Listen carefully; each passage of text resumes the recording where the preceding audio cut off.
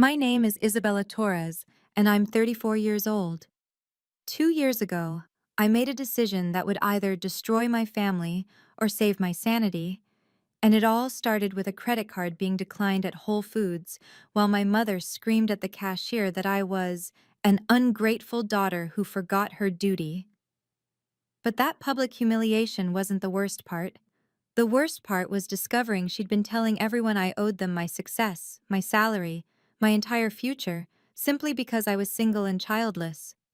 What happened next involved a financial power of attorney, 15 family witnesses, and a truth that changed everything. Before I share how one overheard phone call led to the complete restructuring of my family's financial expectations, please take a moment to like and subscribe. I'd love to know where you're watching from and what time it is there. Drop it in the comments below. Now let me take you back to the moment everything changed. It started 2 years ago when my father, Robert Torres, suffered a massive stroke that left him partially paralyzed. Dad's stroke happened on a Tuesday morning. One minute he was drinking his coffee, the next he was on the kitchen floor while Mom screamed for help. The ambulance ride, the ICU, the surgeries, it all blurred together in those first terrible weeks. But when the dust settled and the doctors laid out the long-term care plan, one thing became crystal clear. This was going to cost everything we had and then some. The numbers were staggering. Physical therapy 3 times a week at $200 per session. Speech therapy twice weekly, another $300. Medications that insurance barely touched, $1,800 monthly. Home modifications for wheelchair access, a hospital bed, a special bathroom, $35,000 up front. And that was before the home health aide Mom insisted Dad needed, despite being perfectly capable of helping him herself. I'll never forget that family meeting at the hospital. Mom sat there crying while my younger brother Marcus checked his phone every 30 seconds. When the social worker finished explaining the costs, everyone turned to look at me.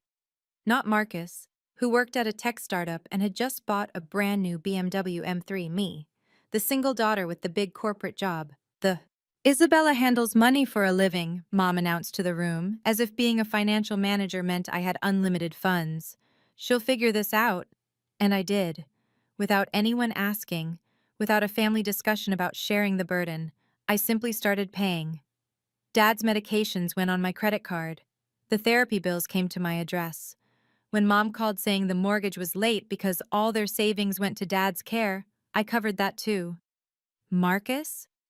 He posted Instagram photos of his new car, his weekend trips to Vegas, his designer sneakers.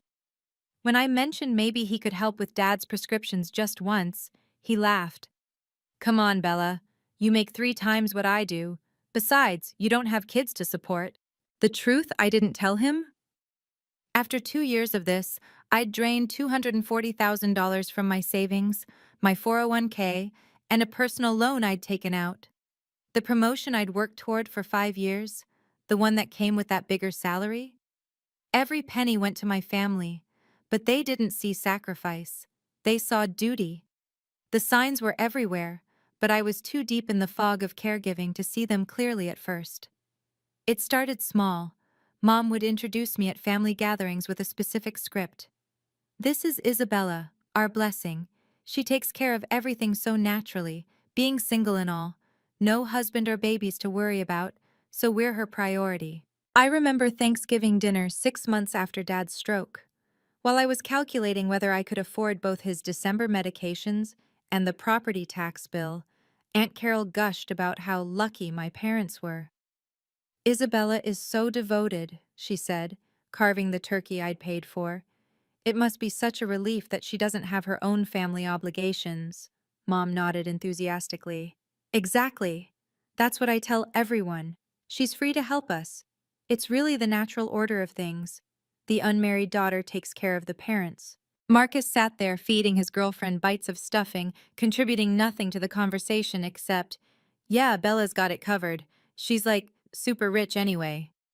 This from the man who'd just posted about his $400 dinner at Nobu the night before. The extended family ate this narrative up. Cousin Maria pulled me aside later, patting my hand sympathetically. It's so good you're accepting your role. Some daughters fight it, can you imagine? But you understand, this is what single women do for their families. My role?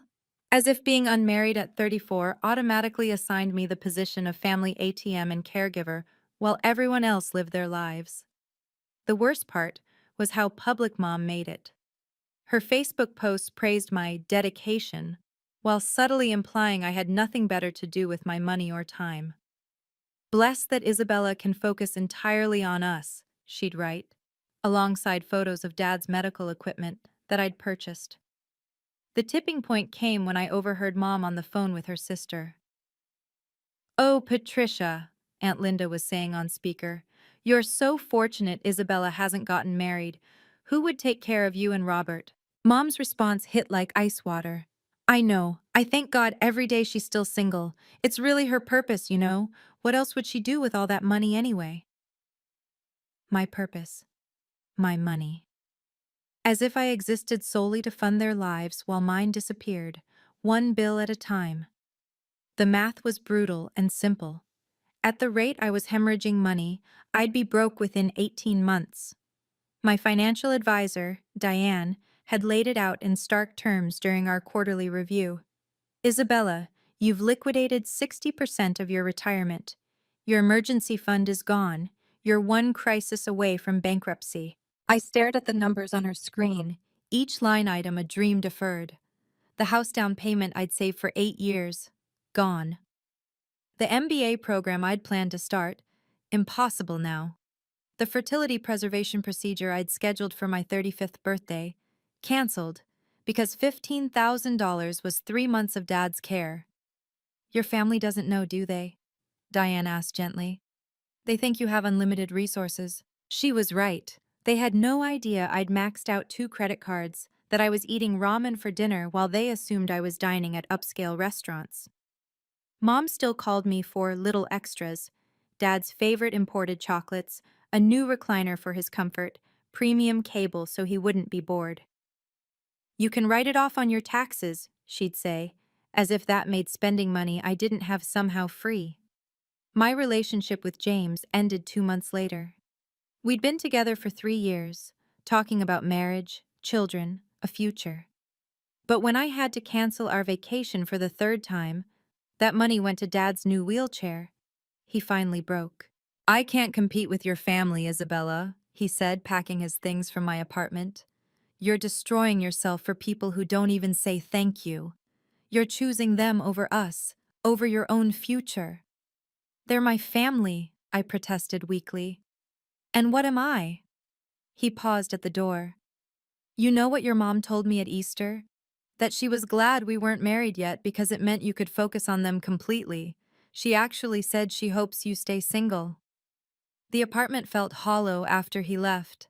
I sat there calculating how much I'd save on couples' dinners, weekend trips, the engagement ring I knew he'd been planning to buy. Every dollar saved was another dollar for Dad's care, Mom's requests, Marcus's conviction that his sister had it all covered. My therapist would later call it financial abuse, but that night, I just called it family. If you've ever felt trapped between loving your family and protecting your financial future, drop a comment below. I read every single one, and your stories help others realize they're not alone. Also, what would you do if you overheard your own mother saying you owe her your success? Let me know before I reveal the conversation that changed everything. And if this story resonates with you, please hit that subscribe button. It really helps me reach more people who need to hear that setting boundaries isn't selfish. Now let me tell you about the phone call that started the avalanche. The call came while I was reviewing my credit card statement, trying to figure out how Mom had spent $3,000 at Nordstrom on my supplementary card. Her name lit up my phone screen. "Isabella, I need you to increase my credit limit." "Mom, we talked about this. The card is for Dad's medical expenses and groceries." "Don't be ridiculous. I needed some things." $3,000 of things? Her voice sharpened. "Why are you questioning me? You're single. What else do you need money for?" "Mom, I have bills. I have a life." "What life?" You work and come home to an empty apartment? I gripped the phone tighter. That's not the point. Marcus needs help with his wedding fund. Marcus isn't even engaged. He will be soon, unlike you. The cruelty of it stung, but I pushed forward. Mom, I can't increase the limit. I'm already stretched thin. Stretched thin? She laughed. You make 6 figures, which all goes to Dad's care and your expenses. Our expenses? These are family expenses, Isabella. Your duty. My duty? Yes, your duty. What kind of daughter questions taking care of her parents? The kind who's going broke doing it alone while her brother buys luxury cars. Don't bring Marcus into this. He has his own life to build. And I don't? You made your choices. Career over family. Now the least you can do is support us. My hands shook. I need to decrease the limit, not increase it. Don't you dare! I'll call your boss if I have to. My boss? What does she have to do with this? I'll explain how you're neglecting your sick father, how you have all this money but won't help your family. Let's see how that looks for a financial manager. Mom, that's Christina at church. Her daughter gives her full access to everything. No questions asked. I'm not Christina's daughter. No, you're worse. You're selfish. I've given you everything. Not everything. You still have that apartment, your car, your fancy job clothes.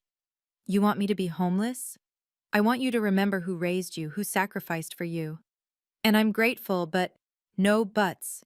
Increase the limit, or I'm driving to your office tomorrow. She hung up.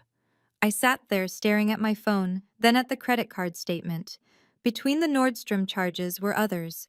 Restaurant bills, spa treatments, charges from Marcus's favorite electronics store. All while I'd eaten peanut butter sandwiches for lunch that entire month. That night, I did something I'd never done before. I called Elena Vasquez, my old college friend who'd become a family financial attorney.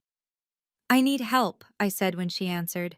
I think I need legal protection from my own family. Her response was immediate. Come to my office tomorrow.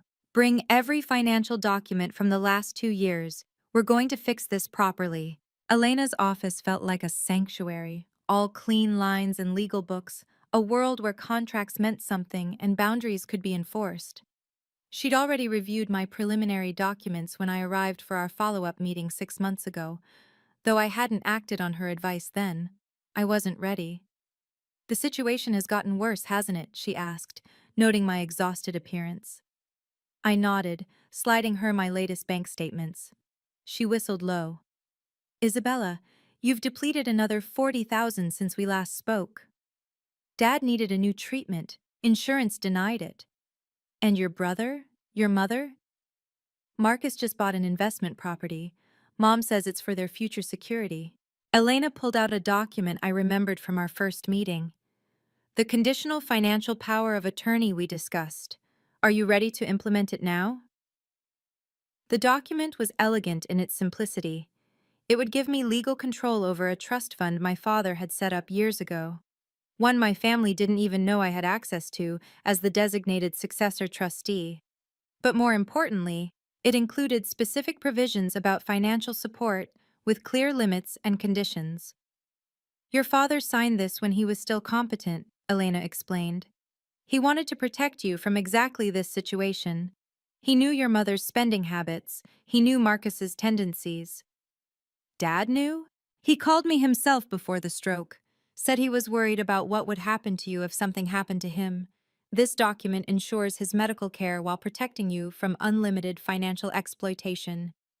But they don't know this exists. Which is why it's perfect. You can activate it anytime. When you do, you control the narrative and the money. What about the recordings? I asked, pulling out my phone. I've been documenting everything like you suggested. Smart. Every call with your mother? Every single one. Legal in our state, one-party consent. Elena smiled. You're building a solid case for financial abuse. But Isabella, this isn't about punishing them. It's about protecting yourself while still caring for your father. They'll hate me. They'll respect you, eventually, or they won't, but you'll be financially stable either way. I picked up the document, feeling its weight. When should I activate it? When you're ready to stop being their victim and start being their equal. Document everything until then. Every receipt, every demand, every guilt trip. When the moment comes, you'll know.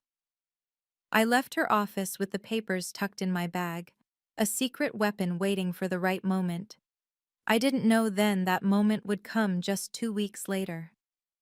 Sunday visits to Dad were my sacred time. I'd bring his favorite magazines, sit by his bed, and we'd spend quiet hours together, while Mom usually went shopping with her sister. That particular Sunday, I arrived early, hoping to catch Dad during his alert morning hours. The house was quiet as I let myself in with my key. Dad was in the living room, dozing in his wheelchair by the window. I was about to announce myself when I heard Mom's voice from the kitchen, sharp and clear on speakerphone.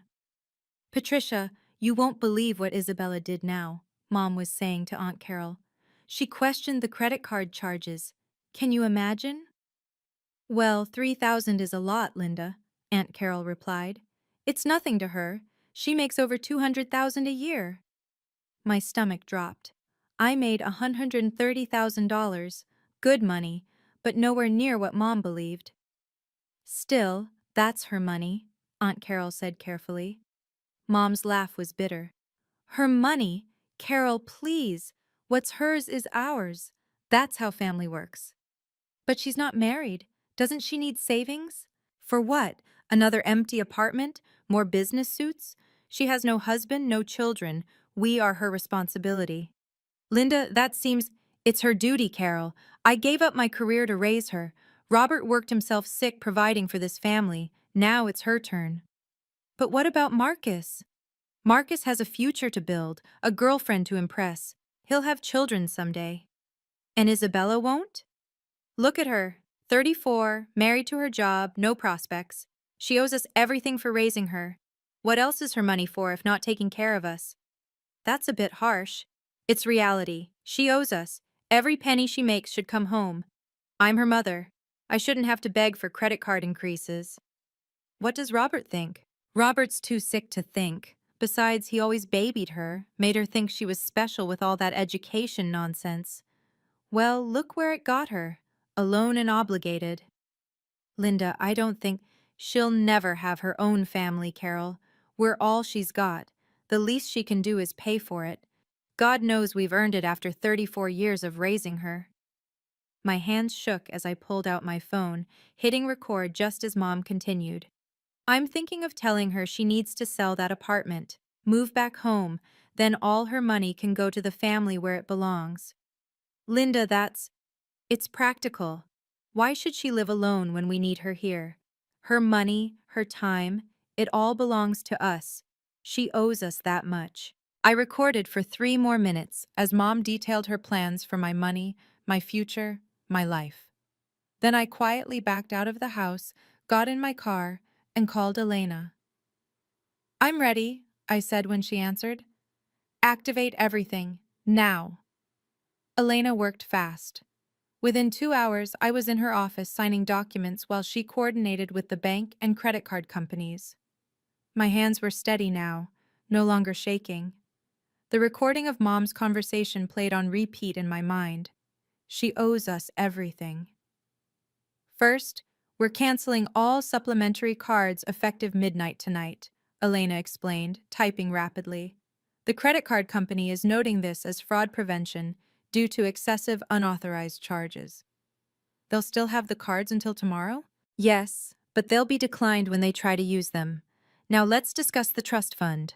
The fund Dad had set up contained $500,000, his life insurance payout from a policy he'd purchased decades ago, plus accumulated interest.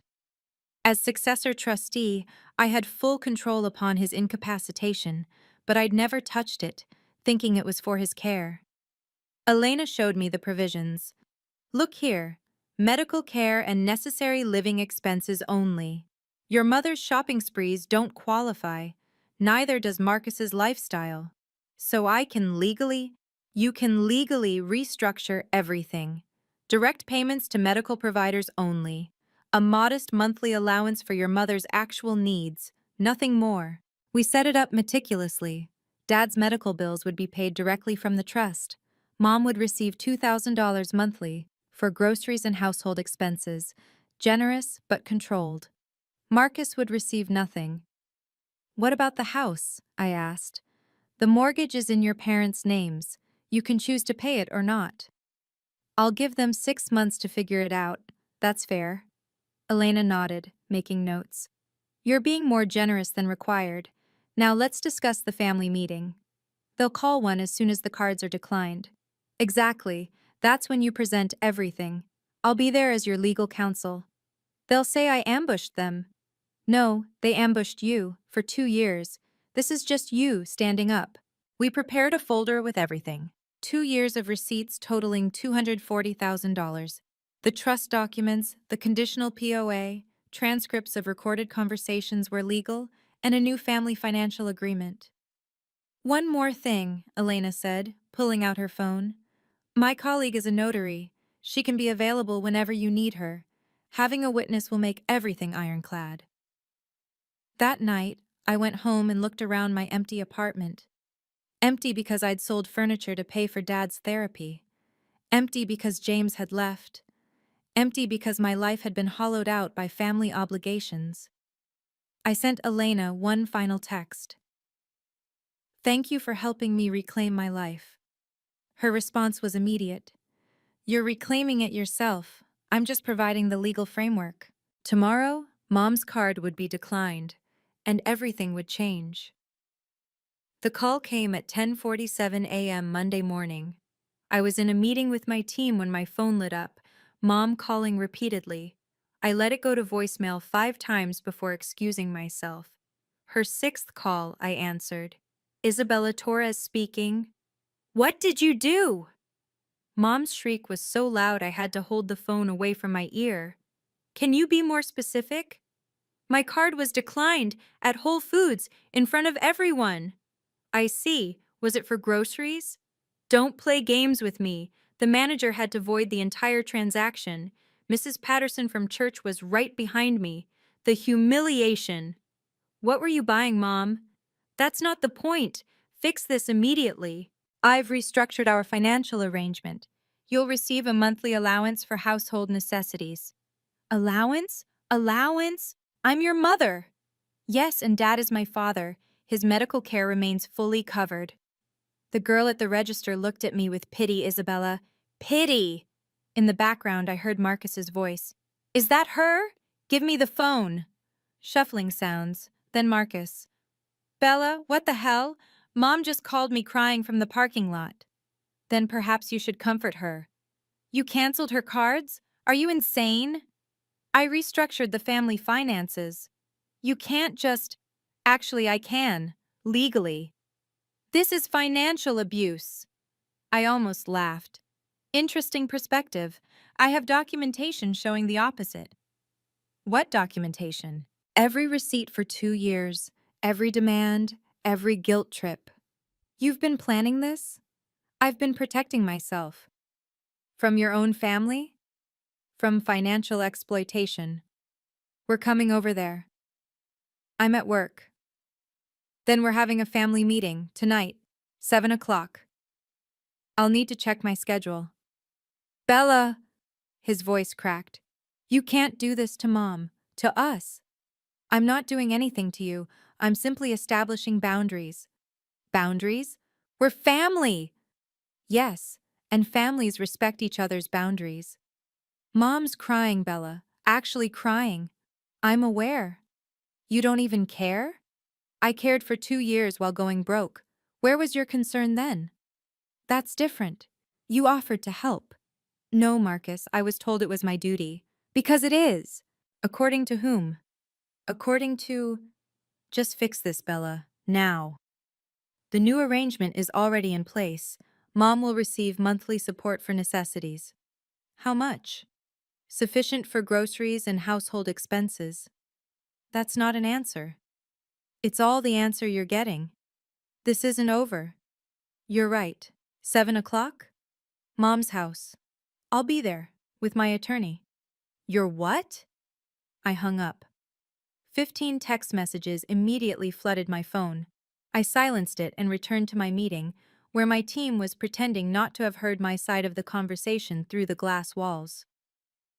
Family emergency? My assistant asked quietly. Family restructuring, I replied, pulling up my presentation.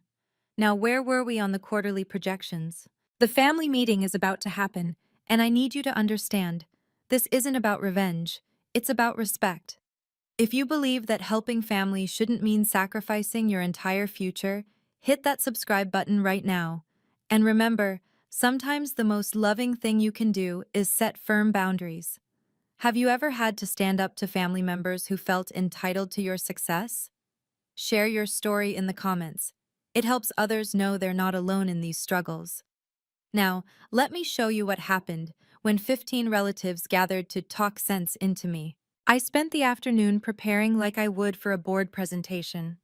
Every document copied 3 times, organized in a black leather folder. 2 years of receipts categorized by type: medical, household, personal shopping, Marcus's expenses.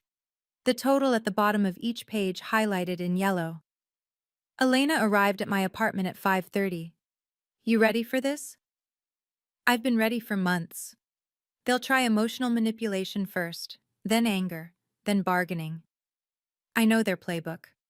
Your mother called my office 3 times today. My assistant said she was crying. She cries when she doesn't get her way.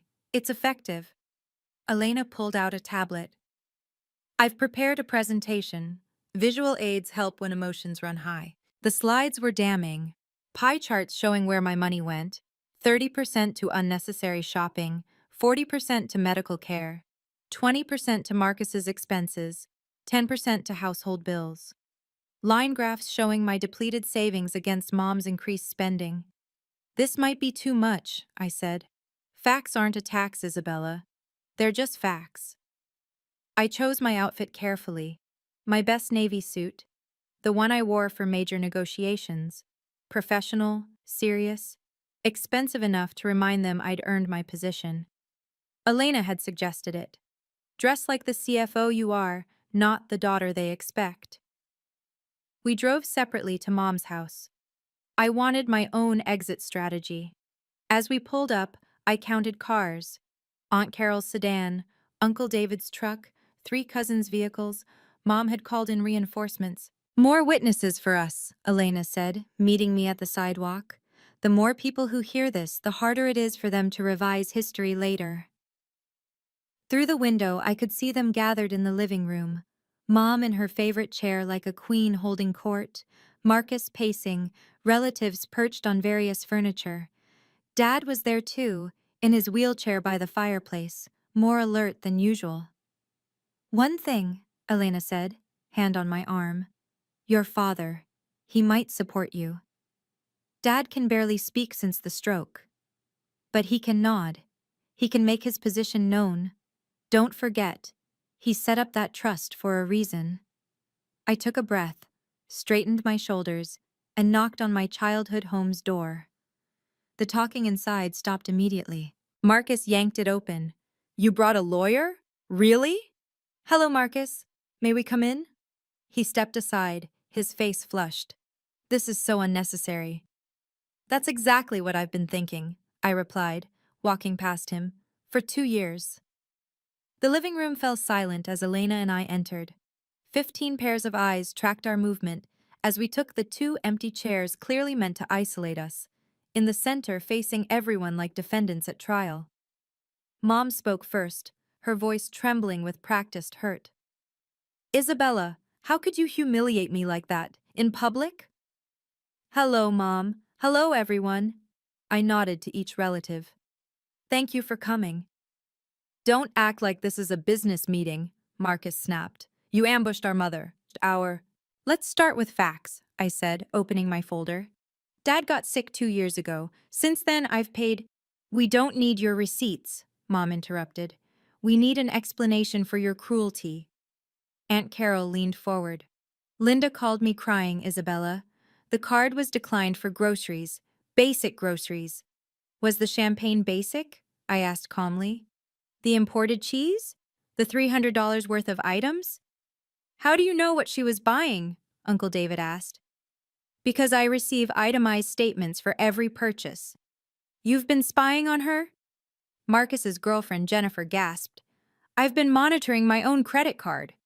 That you gave to Mom, Marcus shouted, for Dad's medical expenses and household necessities. She needed things, Cousin Maria chimed in. You have so much money, Isabella. Why are you being stingy? I pulled out a paper. Let me share some numbers. In 2 years, I've spent $240,000 on family expenses. Nobody asked you to keep track, Mom said. The IRS requires it. Now, of that amount, $96,000 went to Dad's medical care. The remaining $144,000. This is so petty, Marcus interrupted, counting every penny. The remaining $144,000 went to non-medical expenses, including $31,000 in charges from Marcus's credit card linked to my account. Jennifer turned to Marcus. You said you were paying for everything yourself. Let's not get distracted, Mom said quickly. Isabella, you're the successful one. It's your duty. My duty? I pulled out my phone. Let me share something about duty. Elena touched my arm, a warning, but I was past warnings. 2 weeks ago, I overheard Mom on a call with Aunt Carol. I looked directly at my aunt. Mom said, and I quote, "She owes us everything. What else is her money for if not taking care of us? She'll never have her own family. We're all she's got." Aunt Carol's face went pale. Linda, you didn't... I was upset, Mom protested. You're twisting my words. I have the recording. The room exploded. Marcus jumped up. You recorded our mother? Legal in this state, Elena said calmly. Uncle David raised his hand for quiet. Isabella, what exactly are you trying to accomplish here? Dad made a sound from his wheelchair, the first noise he'd made. Everyone turned to look at him. His eyes were locked on mine, and slowly, deliberately, he nodded. I'm establishing boundaries, I said. Dad's medical care continues, fully funded. Mom receives $2,000 monthly for household expenses. The house payment, you have 6 months to figure that out. 6 months? Mom shrieked. You're making us homeless? You have options. Marcus could contribute. You could get a job. You could downsize. This is insane, Cousin Tommy said. Family doesn't do this to family. Family doesn't drain family dry either, I responded. Yet here we are. Elena stood up, commanding the room's attention with her presence. Before this continues, there are some legal matters everyone needs to understand. Who are you to come into our family home? Mom started. I'm Ms. Torres's attorney, and I'm here to present documentation that will clarify the situation. She pulled out a document, holding it up. This is a conditional financial power of attorney executed by Robert Torres 3 years ago, before his stroke. Mom's face went white. That's impossible. Robert would never. Mrs. Torres, your husband specifically appointed Isabella as successor trustee of his personal trust, with full control upon his incapacitation. What trust? Marcus demanded. Elena opened her tablet, projecting onto the TV screen I hadn't noticed she'd connected to. The Robert Torres Revocable Trust, containing approximately $500,000 in assets. Gasps rippled through the room. Mom stood up, shaking. That's our money! Actually, Elena continued, it's specifically designated for Mr. Torres's medical care and necessary family expenses to be distributed at the trustee's discretion. Isabella has been fulfilling this role without touching these funds, using her personal money instead. So there's $500,000 sitting there? Marcus's eyes lit up. Perfect. We can... You can nothing, Elena interrupted. Isabella controls these funds entirely, legally, irrevocably. I stood up, facing my family. I've been paying everything from my personal accounts while Dad's trust sat untouched. Do you understand what that means? Uncle David spoke slowly. You chose to go broke, rather than use money specifically set aside for this. Because I thought family would step up, that it would be temporary, that someone, anyone, would offer to help.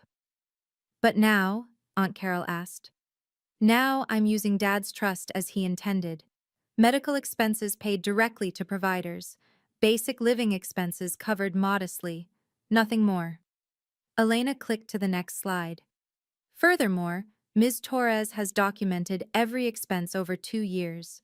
If anyone wishes to challenge this arrangement, we have extensive evidence of financial exploitation. Exploitation? Mom shrieked. Of my own daughter? $31,000 in unauthorized charges from Marcus. $47,000 in luxury purchases by you, Mrs. Torres, while Isabella ate ramen and lost her relationship due to financial stress. Jennifer stood up. Marcus, you told me Isabella was wealthy and happy to help. She is wealthy, Marcus protested. Was, I corrected. Until I spent everything supporting a family that told everyone I owed them my success. Dad made another sound, stronger this time. His hand moved slightly, pointing at Elena. Elena understood. Mr. Torres, would you like me to read your letter? Everyone froze. Dad nodded firmly. Elena pulled out another document. Robert Torres wrote this when he established the trust. Quote, I fear my family will take advantage of Isabella's generous nature and success. She has always been the responsible one, the one who sacrifices. This trust exists to protect her from unlimited financial obligation while ensuring my medical care. My wife Linda and son Marcus must learn to be self-sufficient. Isabella is not their bank account. She is my daughter, and she deserves her own life. Mom collapsed back into her chair. Robert, how could you? Dad's eyes were clear, focused on Mom. His mouth worked hard to form words. Tech Bella. The room was stunned silent. Dad hadn't spoken that clearly in months. Elena clicked to a final slide. Going forward, this is the financial structure, non-negotiable, legal, binding. The slide showed everything clearly.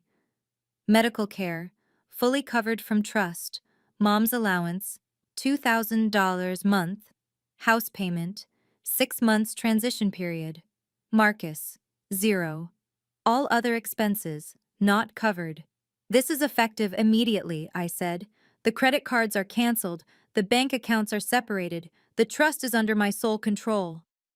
You can't, Mom started. It's already done, Elena said. Completed this morning, all perfectly legal. The eruption was immediate and violent. You planned this, Mom screamed, standing up so fast her chair tipped. You've been plotting against your own family. I've been protecting myself, I replied calmly. Marcus stepped toward me aggressively. You recorded us? Spied on us? What kind of person? The kind who spent $240,000 while you bought a BMW and investment property. That's different. I'm building a future. With whose money, Marcus? Jennifer asked quietly. Because you told me you were saving for our wedding. Jen, not now. You said Isabella was rich and happy to help. You said she offered. Jennifer's voice rose. You never said she was going broke paying for everything. She's not broke. Look at her suit. This suit is 3 years old, I said. I haven't bought new clothes in 2 years. Every penny went to this family. Aunt Carol stood up. Linda, is it true what Isabella said? About the phone call? Mom's face flushed. I was venting, Mother's vent. You said she owed you everything. I pulled out my phone. Would you like me to play it? That's illegal, Marcus shouted. One-party consent state, Elena reminded him. Completely legal. Uncle David raised his hand. Everyone calm down. Isabella, what exactly do you want? I want acknowledgement that I'm a daughter, not a bank account. I want recognition that I've sacrificed everything while being told it's my duty. I want boundaries. You want to abandon us, Mom accused. Dad's medical care continues fully. You get $2,000 a month. That's not abandonment. It's control.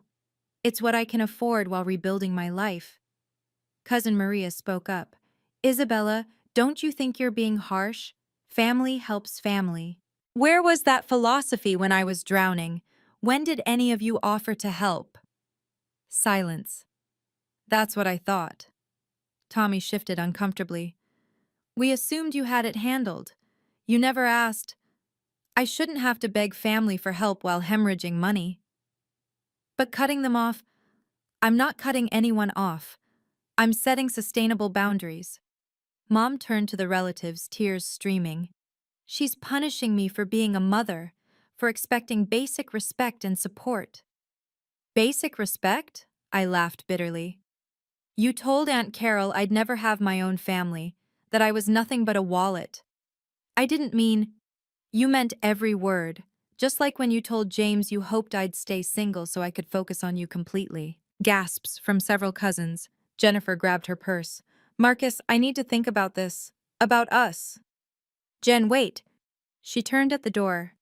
Your sister went broke supporting your family while you bought toys and lied to me. What else have you lied about? She left. Marcus rounded on me. You're destroying everything. No, Marcus. I'm revealing everything. There's a difference. Dad made another sound. Everyone turned.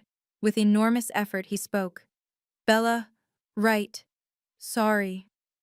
Dad, no. I went to him, kneeling by his wheelchair. You have nothing to apologize for. His eyes were wet. Should have protected you sooner. Mom stood frozen. Robert, you're taking her side? Dad's gaze shifted to Mom, suddenly sharp. Always her side. Linda, always. The room went silent except for Mom's sobbing. But for the first time in 2 years, they weren't tears of manipulation. They were tears of realization.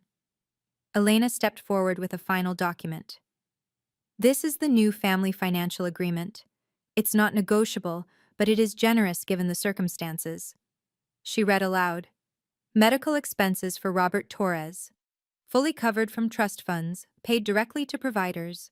Monthly household allowance for Linda Torres, $2,000, deposited on the first of each month. Mortgage assistance, 6 months at current payment rate. Then Mrs. Torres must refinance, sell, or find alternative funding. Marcus Torres, no financial support. Additional family members, no financial obligations. This is abandonment, Mom whispered. This is boundaries, I corrected, and it's more than legally required. Uncle David studied the document. Linda, this is actually quite generous. Isabella could walk away entirely. She's my daughter. And she's been bankrolling your life for 2 years, he replied, while you told everyone she owed it to you. Cousin Linda spoke up. Patricia, Marcus works in tech. He makes good money. Why hasn't he been helping? All eyes turned to Marcus, who shifted uncomfortably. I have student loans. You paid those off 3 years ago, I said quietly. You told me at Dad's birthday party. I have other expenses, like the Vegas trips, the BMW, the investment property you bought last month. That's for my future. And Isabella's future doesn't matter? Aunt Carol asked. Marcus had no answer. Elena pulled out one more document. There's also this, a fund specifically for Mr. Torres's care, separate from the trust. Anyone who wishes to contribute is welcome. Isabella will match contributions up to $1,000 per month. Match contributions? Uncle David asked. If family members contribute to Dad's care, I'll match it from my personal funds, but only for Dad's medical expenses. That's fair, Cousin Linda said. More than fair. I'll contribute, Uncle David announced. $500 a month. David, Mom gasped. What? Robert's my brother. If Isabella can sacrifice, so can we. I'll do $200, Cousin Linda added. One by one, 3 relatives pledged contributions. Marcus stood silent. Marcus? Jennifer had returned, standing in the doorway. What about you? I need to think about it. You need to think about helping your sick father? She shook her head. I've thought enough. We're done, Marcus. She left again, this time for good. Mom looked around the room, seeing the shifting dynamics. You're all abandoning me for her? No, Linda, Aunt Carol said gently. We're acknowledging that Isabella has been carrying an unfair burden. It's time for that to change. I stood up, gathering my documents. The new arrangement starts immediately. Mom, your first allowance will be deposited Thursday. The mortgage will be paid for 6 more months. Dad's care continues uninterrupted. And if I refuse? Then you refuse. But the old arrangement is over either way. Elena packed up her tablet. My office has copies of everything. If anyone has questions, they can contact me. We walked to the door. Behind us, the room erupted in discussion, but I didn't look back. Dad's voice, stronger than it had been in months, cut through the noise. Thank you, Bella. That was all I needed to hear. The first 3 days were silent. Mom didn't call, didn't text, didn't post on Facebook. Marcus blocked me on everything. The family WhatsApp group exploded with messages I didn't read before muting it. Then Thursday came. I transferred the $2,000 as promised. My phone rang within minutes. Mom. You actually did it, she said, voice flat. I said I would. The mortgage? Paid for this month, 5 more after that. And then? Then you figure it out. Get a roommate. Get a job. Downsize. Ask Marcus to help. Marcus isn't speaking to me. Why? I asked him to help with the mortgage. He said I created this mess by treating you like a bank. I said nothing. Jennifer really left him, she continued. Moved out yesterday. That's unfortunate. He blames you. He can blame whoever he wants. His actions have consequences. You've destroyed this family. No, Mom. I've revealed this family. What you do with that revelation is up to you. She hung up. Uncle David called an hour later. Just wanted you to know I transferred the $500 for Robert's care. Thank you. I've matched it. Linda's not handling this well. She'll adapt. Marcus is worse. He's been calling everyone, trying to borrow money. For what? Jennifer took half their savings, community property apparently. He needs to buy her out of the apartment. Maybe he can sell the BMW. David chuckled. That's what I told him. He didn't appreciate it. That weekend, I visited Dad alone. The house was quiet, Mom nowhere to be seen. The aide I'd hired, paid directly from the trust, said Mom had gone to stay with Aunt Carol. Dad was alert, watching the news. When he saw me, his face lit up. Hi. Sweet. Heart, he managed. Hi, Dad. Proud of you. I should have done it sooner. He shook his head slowly. Right. Time. Your time. We sat together quietly, watching the news. For the first time in 2 years, I wasn't calculating what this visit was costing me. The aide brought Dad lunch. Good food, properly prepared, paid for by his own trust. Mom will come around, Dad said eventually. Maybe. Marcus, too. I'm not holding my breath. You, free, now. Yeah, Dad, I'm free. He squeezed my hand with what strength he had. Good. Live your life. That night, I went home to my empty apartment and ordered Chinese food. Real Chinese food, not instant ramen. I could afford it now. I could afford a lot of things now. My phone buzzed, a text from a number I didn't recognize. Isabella, this is Cousin Linda. Just wanted to say you did the right thing. Stay strong. Maybe I hadn't destroyed the family. Maybe I just revealed who really was family all along. 1 month later, the landscape had completely shifted. I'd saved $8,000 that first month alone. My credit score, which had plummeted from maxed out cards, started climbing. I enrolled in therapy, real therapy, twice a week. not the 5-minute crying sessions in my car between family crises. How do you feel? Dr. Martinez asked during our fourth session. Guilty, relieved, angry, free, sometimes all at once. That's normal. You're grieving the family you thought you had while celebrating the life you're reclaiming. Mom had found a part-time job at Macy's. Cousin Linda told me she'd seen her there working the cosmetics counter. She's actually good at it, Linda reported. Natural saleswoman. Marcus sold the BMW, listed it on AutoTrader for $15,000 below what he paid. Uncle David sent me the screenshot with a laughing emoji. Reality hits hard, he wrote. The family contributions to Dad's care fund totaled $1,200 monthly. With my match, that created a $2,400 monthly supplement for his care. I hired a better physical therapist, upgraded his wheelchair, got him into an experimental speech therapy program. Dad improved. Not dramatically, but noticeably. He could say short sentences now, feed himself sometimes. The new therapist said he'd been understimulated before, depression masking his potential. Your father is fighter, she told me. He just needed hope. Jennifer reached out through LinkedIn. I wanted to thank you, her message read. You opened my eyes. Marcus had $30,000 in hidden debt from gambling, I found out during the divorce proceedings. If you hadn't exposed his lies, I'd have married him. I didn't respond, but I did feel vindicated. 3 cousins had reached out privately, sharing their own stories of family financial abuse. Cousin Tommy admitted his parents had drained his college fund for a failed business venture. Maria confessed her sister had stolen her identity for credit cards. We all thought it was normal, Maria texted. Family first, no matter the cost. You showed us it doesn't have to be that way. The family WhatsApp group had split into 2 factions, Team Isabella and Team Linda.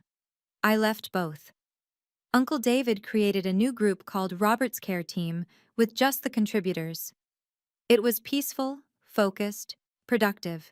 My apartment didn't feel empty anymore. I bought a couch, a real one, not the secondhand futon I'd been using. I hung pictures. I cooked meals. I started dating again. Nothing serious. Just coffee dates where I didn't have to explain why I couldn't afford dinner. You look different, my colleague Sarah said one morning. Lighter somehow. I'm sleeping again, I told her. Amazing what 8 hours does for your face. But really, it was more than sleep.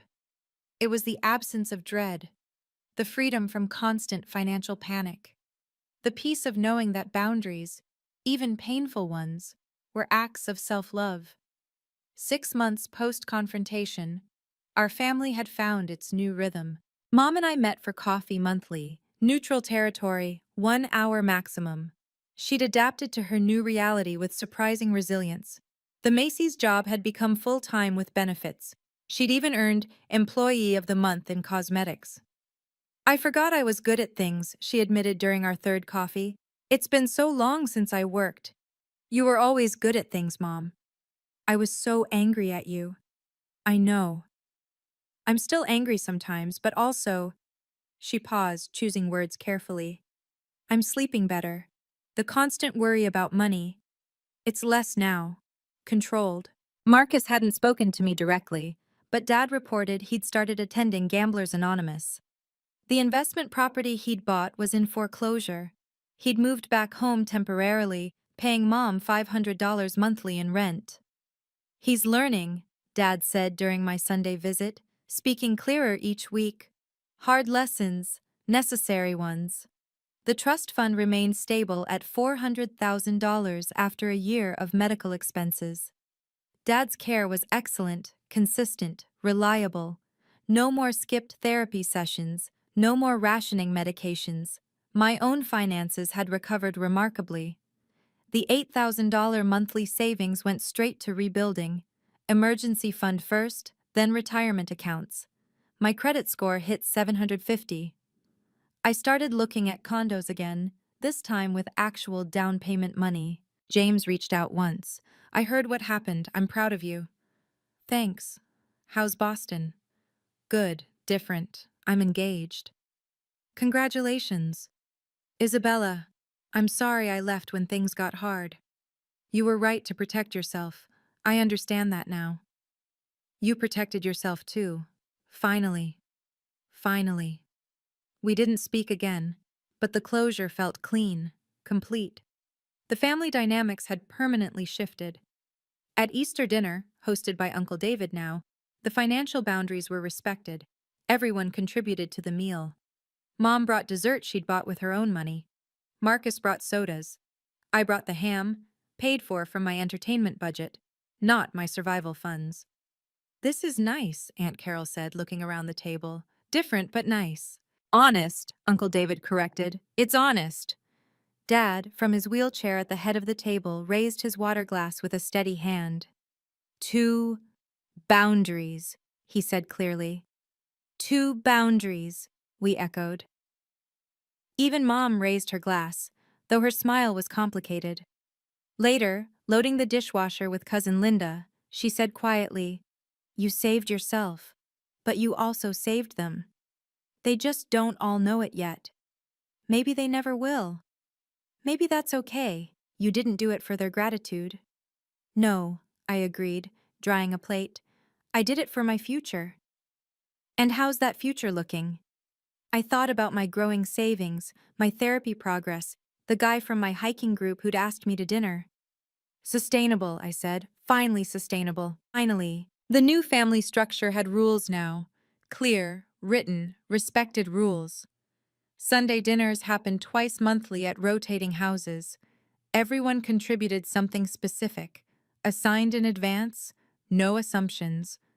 A shared Google Doc tracked who brought what, who hosted when, who cleaned up.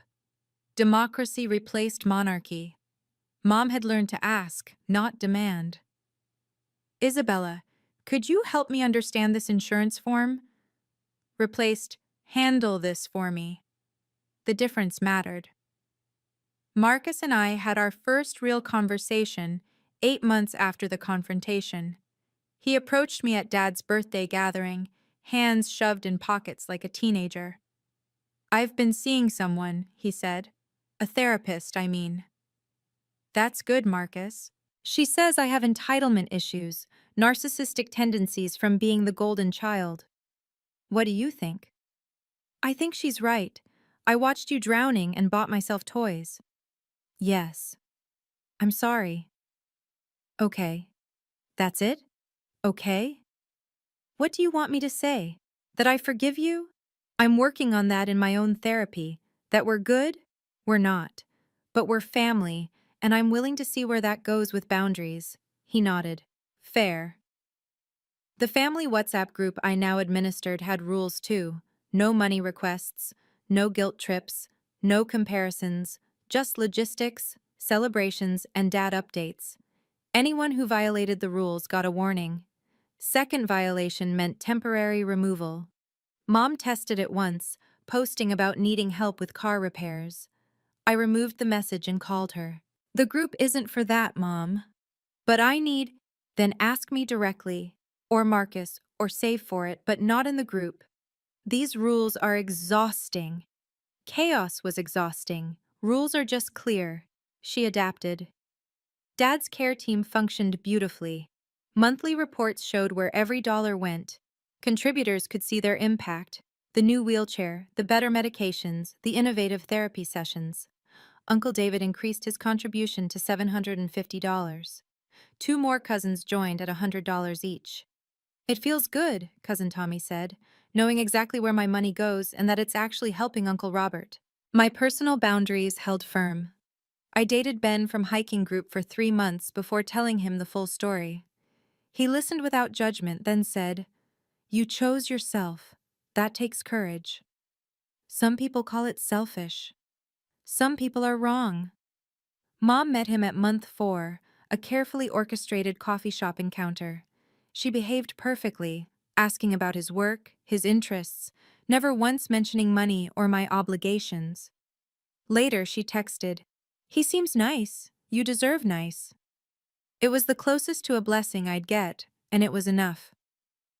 Looking back now, a year after that credit card was declined at Whole Foods, I can see the lessons clearly. Love isn't measured in dollars sacrificed. It's not proven by destroying yourself for others' comfort. Real love includes respect for boundaries, acknowledgement of sacrifice, and reciprocal care. Documentation saved me. Every receipt, every recording, every bank statement became evidence that I wasn't crazy, wasn't selfish, wasn't imagining the exploitation. Elena told me later that my meticulous records were the best she'd ever seen. Most people don't start documenting until it's too late, she said. You gave yourself options. Legal protection isn't betrayal, it's self-care. The conditional POA, the trust structure, the formal agreements, they weren't weapons against my family. They were shields for my future. Family can adapt to boundaries, but only if you hold them firm. Every time I wavered, considered giving in, Dr. Martinez reminded me, consistency is kindness. Clear expectations help everyone. Your money is yours to allocate. Full stop. No one else gets to decide your financial priorities, regardless of their relationship to you. Not parents who raised you, not siblings who share your blood, not extended family who share your history. Guilt fades, but poverty doesn't. The guilt I felt for setting boundaries has mellowed into occasional twinges. But if I'd continued funding everyone's lives, I'd be permanently broke, unable to help anyone, including myself. The biggest lesson: sometimes the most loving thing you can do for your family is show them what healthy boundaries look like. Mom has her own bank account now, her own credit card, her own sense of accomplishment from her job. Marcus is in therapy, addressing issues that money had masked. Dad gets consistent, quality care that doesn't depend on my financial destruction. They might never thank me for it. That's okay. I didn't do it for gratitude, I did it for survival, and in surviving, I taught them all how to survive too. If my story resonated with you, please share it with someone who needs to hear that setting financial boundaries with family isn't selfish, it's necessary. What boundaries do you wish you'd set sooner? Drop a comment below. I read every single one, and your stories help build a community of people choosing financial self-respect. If you want more stories about standing up for yourself with dignity and legal backing, hit subscribe and the notification bell. Remember, helping family is beautiful, but destroying yourself in the process helps no one. Thank you for listening to my story.